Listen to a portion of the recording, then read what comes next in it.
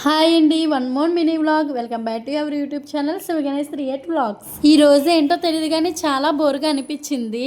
ఇంకా నేను మా అమ్మకి చెప్పగలను. ఇంకా మా అమ్మ మా చెల్లి కలిపి నడు బయటకు వెళ్దాం, టీ తాగుతాం మేమని చెప్పేసి అన్నారు. అలాగే స్టిచ్చింగ్ కూడా వెళ్దామని చెప్పేసి అన్నారు. మా చెల్లి ఇంకా బ్లౌజ్ స్టిచ్చింగ్కి ఇవ్వడానికి వెళ్తుందని చెప్పి ఇంకా నా డ్రెస్ కూడా అక్కడ అలాగే ఉంది, స్టిచ్చింగ్ చేయమని చెప్పడానికి నేను కూడా వెళ్ళాను. ఇంకా వెళ్ళే దారిలో లీఫ్ ఉంటే అక్కడైతే వాళ్ళు ఇంకా టీ తీసుకున్నారన్నమాట.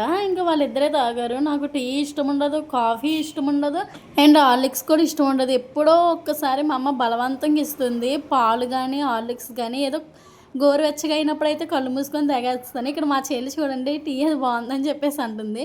నన్ను కూడా తాగొచ్చు కదా, హార్లిక్స్ తీసుకుంటానని చెప్పింది. అస్సలు వద్దన్నాను. ఇంక మేమైతే బ్లౌజు స్టిచ్చింగ్కి అయితే ఇంకా వెళ్ళొచ్చేసాము. నేను అక్కడైతే వీడియో తీయలేకపోయాను, ఎందుకంటే ఎక్కతో మాట్లాడి ఇంక వెంటనే అయితే వచ్చేసాము.